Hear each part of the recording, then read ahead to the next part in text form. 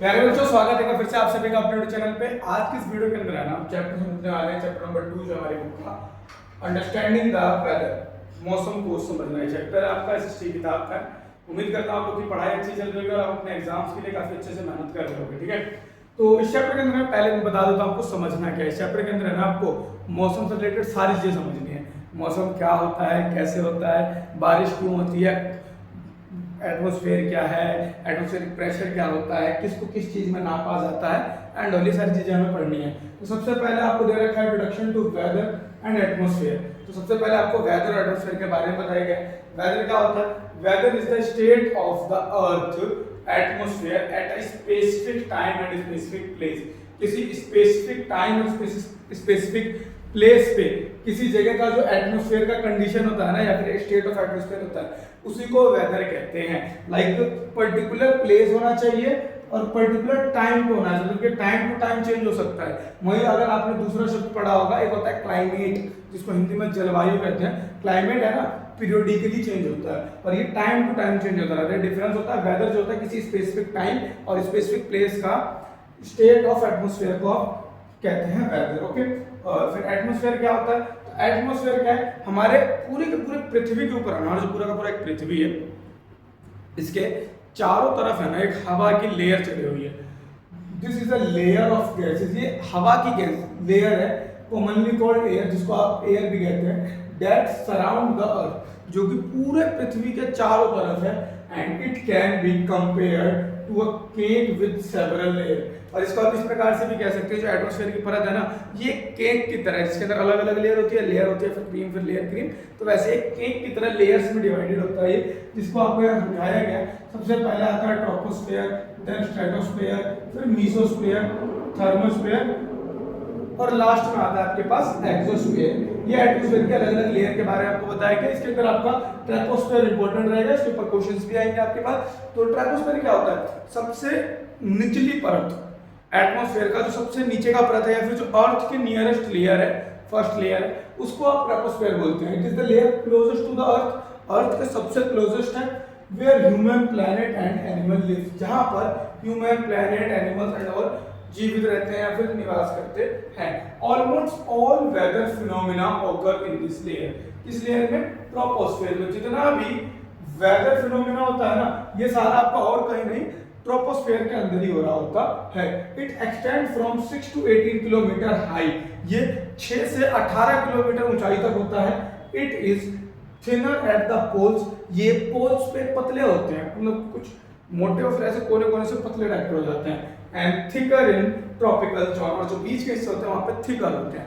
Just like आपका lens हो गया या फिर आपके सीड्स हो गए, उसकी तरह बीच में थिक, कॉर्नर्स पे थिन होते हैं। ठीक है, एलिमेंट्स ऑफ वेदर, वेदर के एलिमेंट, वेदर के अंदर क्या क्या घटक होते हैं, क्या क्या चीजें होती हैं, उन सभी के बारे में एक करके पढ़ना है। सबसे पहले टेम्परेचर पढ़ेंगे, फिर प्रेसिपिटेशन पढ़ेंगे। टेम्परेचर, प्रेसिपिटेशन के अलावा और भी चीजें हैं, जैसे कि आपका एटमॉस्फेरिक प्रेशर हो गया, और एटमॉस्फेरिक प्रेशर के बाद अगर आप आगे देखते हैं तो विंड के बारे में पढ़ना है आपको, और विंड के बाद आपको ह्यूमिडिटी पढ़ना रहेगा, और ह्यूमिडिटी पढ़ने के बाद आपको वेदर फोरकास्टिंग का टॉपिक आएगा। एक एक करके इन सभी को समझेंगे। सबसे पहले टेम्परेचर पे आता है। टेम्परेचर क्या होता है? टेम्परेचर आपने पढ़ा है, पहले ही पढ़ा 6th क्लास में। टेम्परेचर जो होता है ना, how hot and cold atmosphere is. Atmosphere जो है आपका कितना गर्म या फिर कितना ठंडा है, उसी को आप टेम्परेचर कह देते हैं। आपने पहले डेफिनेशन पढ़ी थी, पढ़ी होगी, डिग्री ऑफ हॉटनेस और coldness is known as temperature. कोई चीज कितनी गर्म है फिर कितनी ठंडी है, उसी को आप उसका टेम्परेचर कहते हैं। प्रेसिपिटेशन क्या होता है? प्रेसिपिटेशन को हिंदी में वर्षण बोलते हैं, इसका कहीं से भी यह मतलब नहीं है कि सिर्फ बारिश को या प्रेसिपिटेशन बोलेंगे। किसी भी प्रकार का water falling from sky in forms such as rain, snow, sleet, जो कि फ्रोजन रेन होता है, और हेल, आइस हार्डबॉल, इन सभी को प्रेसिपिटेशन बोलेंगे। मतलब कि पानी अगर किसी भी रूप में गिर रहा है, चाहे वो डायरेक्ट बारिश के अंदर पानी की बूंदें गिर रही हैं, या फिर बर्फ बन के, या फिर शीट्स बन के, वो आइस बॉल्स के रूप में, ओले वगैरह आप कहते हैं ना नॉर्मल भाषा में, किसी भी रूप में गिर रहा है, इन सभी को आप प्रेसिपिटेशन कह देंगे। प्रेसिपिटेशन से जब आप थोड़ा सा आगे बढ़ेंगे तो आपके पास टॉपिक आएगा एटमॉस्फेरिक प्रेशर। एटमॉस्फेरिक प्रेशर क्या है? ये वह प्रेशर है, या फिर a kind of pressure that bind us on earth, या बाइंड अस ऑन अर्थ कह सकते हो, यार नहीं तो फिर आप कह सकते हो कि ये जो पूरा का पूरा वेट है ना एयर का, जो कि हमारे ऊपर फील होता है अर्थ सरफेस पे, इसी को एटमॉस्फेरिक प्रेशर। तो हम सभी को स्टेबल बनाने का काम या फिर जितनी भी चीजें होती है पूरे अर्थ पे प्रेशर लग रहा है हर तरफ से, चारों तरफ से एटमॉस्फेयर के द्वारा लगाया जाता है। इसी प्रेशर को आप एटमॉस्फेरिक प्रेशर कहते हैं। एटमॉस्फेरिक प्रेशर के बाद अब आगे बढ़ते हैं विंड। विंड क्या होता है? द मूवमेंट ऑफ एयर, हवा का बहना ही पवन कहलाता है। विंड जो है आपका मूवमेंट ऑफ एयर होता है, including its speed and direction. इसके अंदर इसका स्पीड और डायरेक्शन भी देखा जाता है, स्पीड और डायरेक्शन के अनुसार ये परिवर्तित भी होता है। ह्यूमिडिटी आपने पिछले साल टेंपरेचर वाले चैप्टर में पढ़ लिया था। ह्यूमिडिटी क्या होता है? Amount of water vapour present in the atmosphere, amount of water vapour in gaseous form in the air. Gaseous form में हवा में जितना भी वाटर वेपर प्रेजेंट है उसी को आप ह्यूमिडिटी कह देते हैं, या फिर हिंदी में इसको नमी कह देते हैं हम, ठीक है। देन हमारे पास आता है वेदर फोरकास्टिंग। वेदर फोरकास्टिंग का मतलब क्या है? मौसम के बारे में पहले से अनुमान लगा लेना, पूर्वानुमान इसको हिंदी में बोलते हैं। मतलब पहले से आपने तुलना लगा ली कि आज बारिश होगी या आज धूप निकलेगी। ट्रेडिशनल एंड साइंटिफिक दो प्रकार के मेथड होते हैं वेदर के अनुमान लगाने के लिए। आजकल हम साइंटिफिक टूल्स का इस्तेमाल करें, लेकिन पहले के टाइम पे इतना साइंस हमारे पास डेवलप था नहीं। तो पहले के टाइम पे हमारे दादा वगैरह या फिर जो भी हमारे बुजुर्ग रहे होंगे वो सब क्या करते थे? मौसम देख करके या फिर कुछ पर्टिकुलर चीजों को देख करके यह अनुमान लगा लेते थे कि आने वाले समय बारिश होगी या बारिश नहीं होगी। तो उनके विषय में आपको पढ़ना सबसे पहले ट्रेडिशनल मेथड के अंदर अगर आप देखते हैं तो यहाँ पर आपको दे रखा है humans have long observed nature for clues. Human जो है क्लूज के माध्यम से, मतलब कुछ शंकाओं के माध्यम से कह सकते हो, किसी सहायता से काफी समय से इन चीजों का आइडेंटिफिकेशन कर रहे हैं। एग्जांपल की अगर आप बात करते हैं तो एग्जांपल आपके पास दे रखा है चींटी के बारे में।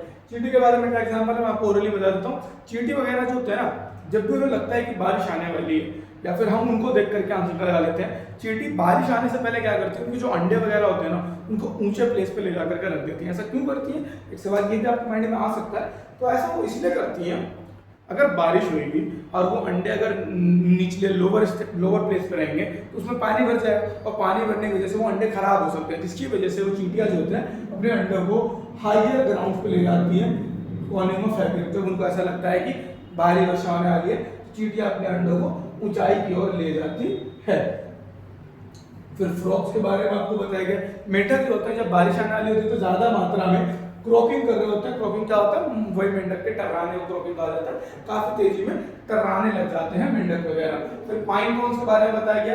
ये पेड़ की पत्तियां होती हैं, they close humid condition to protect seeds and open and dry weather to release them. ये एक प्रकार के पत्ते टाइप के होते हैं, जब उनको लगता है ना कि ह्यूमिड सिचुएशन है, फिर बारिश आने वाली है, तो अपने आप को ऐसे सिकुड़ लेते हैं। और जब अगेन धूप निकल जाती है, मौसम खुल जाता है, तो धीरे धीरे से खुल जाती है। इनको देख करके हमें पता चल जाता है कि बारिश आने वाली है या बारिश अब जा चुकी है, अब धूप ही रहेगी।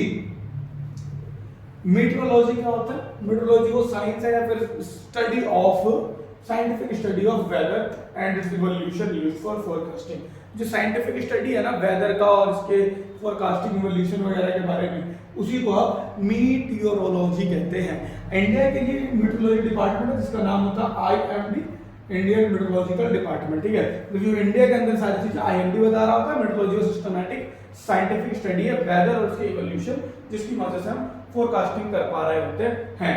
मेजरिंग वेदर एलिमेंट इंस्ट्रूमेंट, मौसम को नापने के भी अलग अलग टूल्स वगैरह आते हैं, अलग अलग इंस्ट्रूमेंट आते हैं, उनके विषय में पता होना चाहिए। जिसके अंदर सबसे पहला है टेम्परेचर के विषय में।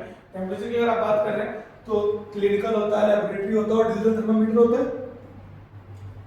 Digital one are preferred for higher precisation. Digital thermometer का हायर प्रिसाइजेशन होता है कि अधिक मात्रा में बेहतर रिजल्ट चाहिए होता है ना, ज्यादा एक्यूरेट डाटा चाहिए होता है, तो डिजिटल थर्मामीटर का इस्तेमाल किया जाता है। सेकंड आ जाता है स्केल। स्केल अलग अलग प्रकार के होते हैं थर्मामीटर के अंदर। एक होता है सेल्सियस स्केल, एक होता है फ़ारेनहाइट स्केल। स्टैटिस्टिकल रेंज की तरह का होता है maximum thermometer minus the minimum temperature in 24 our period. Maximum temperature जो होता है ना माइनस हो जाता है मिनिमम टेंपरेचर। अच्छा, रेंज का फॉर्मूला दे रखा है मैक्सिमम माइनस मिनिमम। रेंज निकालने का अगर आपसे आ जाए तो मैक्सिमम माइनस मिनिमम कर देंगे, और मीन डेली टेंपरेचर अगर आपको निकालना हो तो मैक्सिमम और मिनिमम को प्लस करके दूसरा आप डिवाइड कर दीजिए। वही वाली बात है, उन्होंने वाले रखा, मैंने नीचे आपको लिखकर बता दिया। आपको दो प्रकार का टेंपरेचर होता है। देख फॉर एग्जांपल आज का मैं मान लेता हूं मैं दिल्ली में बैठा हूं। दिल्ली का आज न्यूनतम तापमान 23 डिग्री था और मैक्सिमम दोपहर के 3 बजे 35 डिग्री सेल्सियस तक चला गया, ठीक है। दो टेंपरेचर लिखे। अब अगर मेरे को बोलता है कि भैया रेंज बताइए कितना रहा है, तो रेंज निकालने के लिए क्या करता है, मैक्सिमम वाले में से माइनस कर देता मिनिमम वाले को। 35 में से 23 आता, 5 3 2 और 3 से 2 गया 1, तो 12 डिग्री आपका सेल्सियस में होता, तो सेल्सियस रेंज टेम्परेचर आता। लेकिन अगर मीन या फिर औसत टेम्परेचर पूछना तो आप इन दोनों को ऐड करते हैं, 35 जमा 23 बटे में 2, जमा करा 5 3 8 3 2 5 बटे में 2, 2 दूनी 4 2 नीम 18, 29 डिग्री सेल्सियस आपका मीन टेम्परेचर आ जाता है। ये हो जाता है आपका एक रेंज टेम्परेचर, दूसरा हो जाता है आपका मीन टेम्परेचर। ठीक है, आई होप क्लियर होगा रेंज टेम्परेचर के दोनों टॉपिक्स। प्रेसिपिटेशन, वर्षण पर आपके लिए जो डिवाइस यूज किया जाता है उसको बोला जाता है रेनबो, और ये मिलीमीटर में नापता है। Water falls into a funnel and collect it in a cylinder with a measuring scale. जो भी पानी होता है उसको कलेक्ट करा जाता है, रेन वॉच की सहायता से नाप करके बताया जाता है कितनी मात्रा में वर्षण वगैरह हुई थी। ठीक है, मिलीमीटर में नापता है वो। फिर आता है एटमॉस्फेरिक प्रेशर, ये नापने के लिए जो हमारे पास टूल यूज में लिया जाता है वो होता है आपके पास बैरोमीटर, और ये मिली बार में नाप रहा होता है। एटमॉस्फेरिक प्रेशर बैरोमीटर नापता है, किसमें नापता है, मिली बार में नापता है। ठीक है, एटमॉस्फेरिक प्रेशर से आप थोड़ा सा आगे बढ़ेंगे तो आपको पास विंड के बारे में पता चलेगा। विंड वेन या फिर वेदर वेन होता है, ये विंड की डायरेक्शन को मेजर कर रहा होता है। विंड शॉक इज यूज्ड टाइमैक्स to help pilot during take off and landing. ये विंड शॉक वगैरह इसकी सहायता से है ना, पायलट वगैरह प्लेन की लैंडिंग वगैरह भी देखते हैं कि अगर झोंका आने वाला है तो हम वहाँ पे लैंडिंग नहीं करेंगे, हम 2 मिनट ऊपर रुक जाएंगे, या फिर हम पीछे लैंड करेंगे, कहीं आगे लैंड करेंगे, ये सारी चीजें। एनीमोमीटर क्या होता है, एनीमोमीटर एक डिवाइस है, लास्ट ईयर आपने पढ़ा था, अन्ना मानिया साइंटिस्ट का नाम था, उनके नाम पे इसका नाम एनीमोमीटर रखा गया था। ये मेजर करते हैं विंड स्पीड को इन kilometre per hour. Anemometer wind speed को नापता है, counting how fast metal cups rotate on a shaft. ये देखते हैं किस प्रकार मेटल कप है ना एक शाफ्ट के ऊपर रोटेट करे, उसकी सहायता से कहीं ना कहीं वो विंड स्पीड को किलोमीटर पर आवर में करते हैं। तो एक फिनोमेना टाइप का है, उसके अंदर कप्स वगैरह मेटल कप्स वगैरह को देखा जाता है शाफ्ट पर रख के, हवा के साथ कितनी देर में गिर रहा है, और वो टूल पूरा का पूरा ऑब्जर्व करके आपको बता देता है विंड की स्पीड क्या है इन kilometre per hour. Kilometre per hour में आपको नाप के बता दिया जाता है। देन आता है ह्यूमिडिटी। ह्यूमिडिटी नापने के लिए हाइग्रोमीटर नाम का टूल होता है, जो कि ह्यूमिडिटी को एक्सप्रेस करता है परसेंटेज में, लाइक 0 डिग्री है या फिर 100 डिग्री है उसके हिसाब से। सूखा वेदर जो होता है उसमें 20 से 40 डिग्री दिखा रहा होता है 45%, और जो नमी वाला वेदर होता है उसमें 60 से 80% दिखा रहा होता है। आप अपने फोन वगैरह में जब वेदर चेक करते होंगे ना तो वहाँ पे दिखा रहा होता है ह्यूमिडिटी बराबर 40%, 30%, 60%, लेकिन कितना वाटर वेपर आपके अमाउंट में एटमॉस्फेयर में मौजूद है वो बता रहा होता है। ठीक है, फिर आता है weather station and safety. Weather station क्या होता है, सेफ्टी के बारे में। तो वेदर स्टेशन वो प्लेसेस होते हैं that bring all instruments together to track and map weather pattern. Weather station वो प्लेस होते हैं जहां पर है ना सारे इंस्ट्रूमेंट साथ में रखे जाते हैं, जिनसे कि पता लगाया जा सकता है, ट्रैक किया जा सकता है वेदर पैटर्न, किस प्रकार से मौसम में पैटर्न चल रहा है, मतलब कहाँ से हवाएं उठ रही हैं, किस तरह हवाएं जा रही हैं, बारिश होने के चांसेस हैं, नहीं है चांसेस, वो सारी चीजें हमें पता चल जाती है। ऑटोमेटेड वेदर स्टेशन AWS इसको बोला जाता है। ये एक सेल्फ ऑपरेटिंग सिस्टम होता है, इसके अंदर किसी इंसान की जरूरत नहीं है, एक ये लगा दिया गया खत्म कहानी। इसके वायर वगैरह आपके पीसी वगैरह से कनेक्ट हो जाएंगे, और विदाउट ह्यूमन इंटरवेंशन, बिना किसी इंसान वगैरह के ऐसा काम हो रहा होता है। और इसका जो इस्तेमाल होता है ना आमतौर पे जहाँ पे बड़े लेवल पे एग्रीकल्चर हो रहा हो, या फिर एविएशन इंडस्ट्री, मतलब कि एयर वाली जितने भी इंडस्ट्री है ना फ्लाइट्स वगैरह से रिलेटेड, उसमें इसका इस्तेमाल किया जाता है। वहाँ पे लगाया रखा रहता है AWS ऑटोमेटिक वेदर स्टेशन। इससे पता चल जाता है कि जहाँ कहीं भी आपका प्लेन वगैरह लैंड होने वाला है वहाँ के मौसम के कंडीशंस क्या है, हवाएं तेज चल रही है नहीं चल रही है, बारिश की तो संभावनाएं वगैरह नहीं है। फिर आता है इंपॉर्टेंट ऑफ प्रिडिक्शन। ये जो फोरकास्टिंग कर रहे हैं, प्रिडिक्शन कर रहे हैं, इसका क्या महत्व है, क्यों करते हैं ये सारी चीजें। तो इंपॉर्टेंस की तरफ बताया जाता है accurate warnings help government prepare for disaster and warn people such as steering fisherman and avoid the sea during storms. इससे एक वार्निंग आ जाती है, संकेत आ जाता है, सूचना आ जाता है कि बारिश आने वाली है, फिर तेज तूफान आने वाला है। और इससे सरकार जो होती है ना, गवर्नमेंट जो होती है, प्रिपेयर कर पा रही होती है डिजास्टर, लोगों को संकेत दे पाती है, सचेत कर पाती है, वार्न कर पाती है, उनको बता करके, लाइक मछली वाले वगैरह को कि वो समुद्र वगैरह से दूर हो जाए, समुद्र में लहर आने वाली है, और इस प्रकार से लोगों की जान वगैरह बचाई जा सकती है। अब हम कुछ क्वेश्चन आंसर देखने वाले हैं, जो थोड़े से देखेंगे, ज्यादा नहीं देखेंगे, 2-4 क्वेश्चन आंसर होंगे, एक आधा एमसीक्यू होगा तो होगा, नहीं तो वो भी नहीं होगा। 5 मिनट लेंगे मुश्किल से आपका इसके क्वेश्चन आंसर देख लीजिए। जैसे सबसे पहला क्वेश्चन आ जाता है व्हाट इज वेदर, वेदर क्या होता है, and which layer of the earth atmosphere does is primary occur, कौन से लेयर में हमारे अर्थ का प्राइमरी पाया जाता है। तो weather state of the earth surface है at a particular time at particular place, ये लिखना जरूरी है, पर्टिकुलर प्लेस और पर्टिकुलर टाइम पे, किसी पर्टिकुलर प्लेस और पर्टिकुलर टाइम पे जो भी मौसम की या फिर एटमॉस्फेयर की जो स्टेट है, जो स्थिति है ना, उसी को आप एटमॉस्फेयर कह देते हैं। और ये सारी चीजें जो टेक प्लेस होती है हमारे ट्रोपोस्फेयर में होती है, पहले मैंने स्टार लगा के बताया था और फिर स्टार लगा दे रहा हूँ, ये अति इंपॉर्टेंट रहेगा ट्रोपोस्फेयर के ऊपर क्वेश्चन आपको विगत जुलाई में, आपके जुलाई अगस्त में आपका यूनिट टेस्ट होता है उसमें ही मिलेगा, मिड टर्म में भी आने के चांसेस रहेंगे। And which is the layer closest to the earth surface, और कौन सा लेयर अर्थ सरफेस के सबसे क्लोजर है, तो सबसे क्लोजेस्ट भी आपका ट्रोपोस्फियर ही अच्छा है। 5 मेन एलिमेंट के नाम बताइए to describe and measure the weather, जिससे कि डिस्क्राइब किया जाता है, मेजर किया जाता है वेदर को। तो सबसे पहला आता है टेम्परेचर, कितना गर्म कितना ठंडा, प्रेसिपिटेशन क्या बारिश की किस फॉर्म में गिर रहा है, एटमॉस्फेरिक प्रेशर, विंड, और एट लास्ट आपके पास आता है ह्यूमिडिटी। ये 5 चीजें हैं जिससे कि आपका वेदर डिटरमाइन किया जा सकता है, फिर वेदर के एलिमेंट है, वेदर के फैक्टर्स है, वेदर इफेक्ट भी होता है इन चीजों की वजह से, इन्फ्लुएंस भी होता है तो इन चीजों की वजह से।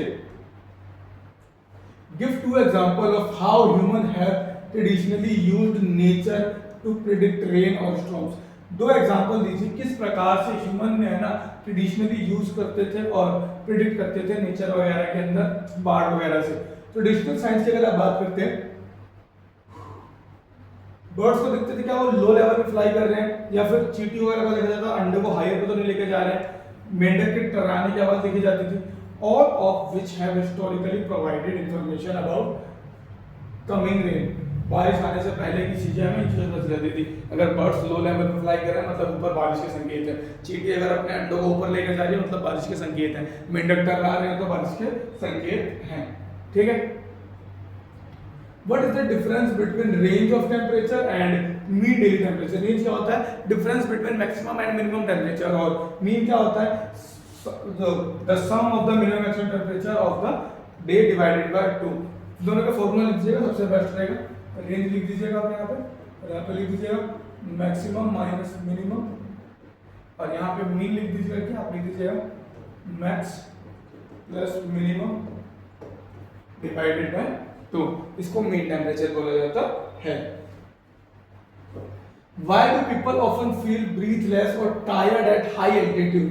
जो लोग होते हैं उनको सांस नहीं मिल पा रही होती है, फिर टायर्ड हो जाता है at high altitude, क्यों ऐसा होता है? And what instrument measure this pressure, और कौन से इंस्ट्रूमेंट से इस प्रेशर को नापा जाता है? तो ये सारा का सारा चीज जो हो रहा होता है ना, there is less oxygen available, oxygen कम होता है, और एटमॉस्फेरिक प्रेशर जो होता है उसको नापने के लिए आप बैरोमीटर का इस्तेमाल करते हैं। अगर आपको वहां पर टायर्डनेस या फिर ब्रीथलेस फील हो रहा है तो एटमॉस्फेरिक प्रेशर कम हो जाता है, ऑक्सीजन की मात्रा कम हो जाती है एल्टीट्यूड्स पे, और इसको मेजर करने का काम आपका बैरोमीटर करता है। एक और चीज बता देता हूं चलते चलते, बैरोमीटर जो होता है मिली बार में मेजर करता है। Okay, name the instrument used to measure wind speed and relative humidity. उस इंस्ट्रूमेंट का नाम बताइए जिसका इस्तेमाल करते हैं आप मेजर करने में विंड स्पीड को या फिर ह्यूमिडिटी को। विंड स्पीड को मेजर करने के लिए जो आप डिवाइस यूज करते हैं वो है आपके पास एनीमोमीटर, और which uses rotating metal cups to calculate speed in kilometre per hour. और ये इस्तेमाल करते हैं मेटल कप्स का, जिसकी सहायता से वो स्पीड को कैलकुलेट करके बता रहे होते हैं हमारे को किलोमीटर पर आवर में। ठीक है। What is an AWS automatic weather station and why are weather prediction important today? होता क्या है? सबसे पहली बात है सेल्फ प्रेडिक्ट सिस्टम होता है जो खुद से सेंस कर लेता है record weather like temperature and pressure और बता देता है। और ये हमारे लिए इसलिए लाभदायक है या फिर इंपॉर्टेंट है because they help us prepare for extreme weather event. ये हमारे को सहायता करता है प्रिपेयर करने में, पहले हमारे को अलर्ट देता है जैसे कि हम आने वाले एक्सट्रीम वेदर कंडीशन के लिए पहले से प्रिपेयर हो पाते हैं। कॉज्ड बाय क्लाइमेट चेंज, जो कि क्लाइमेट चेंज की वजह से हो रहा हो, जैसे कि ड्रॉट, सूखा पड़ना, फ्लड और साइक्लोन, इन चीजों के बारे में हमारे को पहले से पूर्वानुमान लगा देता है जिससे कि हम पहले से उसके लिए प्रिपरेशन कर पाते हैं। Which instrument is used to measure atmospheric pressure? ये 2 या 3 ही होगा, ज्यादा नहीं होंगे, मैं देख लेता हूं। इंसिडेंट दीजिए आप मेरे को, 1 2 3 है, टोटल 3 ही आपके पास ही तीनों के तीनों आप ट्राई कीजिए, कमेंट सेक्शन में आंसर बताइएगा, बाकी फिर कमेंट सेक्शन में आपको इसका आंसर जरूर देखने को मिल जाएंगे। सबसे पहला है which instrument is used to measure atmospheric pressure, किस इंस्ट्रूमेंट का इस्तेमाल किया जाता है एटमॉस्फेरिक प्रेशर को मेजर करने के लिए। आपके ऑप्शन है thermometer, barometer, hygrometer and rain goggles. अब ट्राई कीजिए, गलत होगा तो मैं बताऊंगा आपको, जरूर बताऊंगा। Okay, then what does humidity refer to, humidity किसे कहते हैं, मूवमेंट ऑफ एयर को कहते हैं, amount of water vapour in the air को बोला जाता है, weight of air above us या फिर अमाउंट ऑफ रेनफॉल को बोला जाता है। और एट लास्ट तीसरा है आपके पास which weather element is measured using rain gauge, rain gauge की सहायता से किसको नापा जाता है, टेंपरेचर को, विंड स्पीड को, प्रेसिपिटेशन को या फिर एटमॉस्फेरिक प्रेशर को। गिनती के 3 एमसीक्यू आपको दिए थे, तीनों उम्मीद करता हूं आपने कर लिए होंगे, नहीं करे तो फटाफट से कमेंट बॉक्स में जाइए और अपने आंसर टाइप कर दीजिए, ठीक है। और उम्मीद करता हूं आपने टाइप कर दिए होंगे अभी तक। तो अब पहले वाले को अगर आप देखते हैं तो पहले वाले में आपको दे रखा है कौन से इंस्ट्रूमेंट का इस्तेमाल किया जाता है एटमॉस्फेरिक प्रेशर को नापने के लिए, तो बैरोमीटर से आप एटमॉस्फेरिक प्रेशर को नापते हैं, ठीक है। आगे बढ़ते हैं, ह्यूमिडिटी क्या होता है, amount of water vapour present in atmosphere is known as humidity, ठीक है। और एट लास्ट आपको दे रखा था कौन सा वेदर एलिमेंट है जिसको यूज किया जाता है मेजर करने के लिए, रेन गेज का, तो प्रेसिपिटेशन मेजर करने के लिए रेन गेज का इस्तेमाल किया जाता है। ये थे आपके 3 एमसीक्यू और धन्यवाद। वीडियो अच्छी लगी हो तो लाइक कमेंट शेयर करना ना भूलिए, अपने दोस्तों के साथ ये वीडियो को जरूर शेयर कीजिएगा। और अगला चैप्टर है जिसमें भी आपको जो भी डाउट आ रहा है कमेंट सेक्शन में जरूर बताइएगा, आपको जल्द से जल्द उसकी वीडियो प्रोवाइड करा दी जाएगी। धन्यवाद, मिलते हैं अगले वीडियो।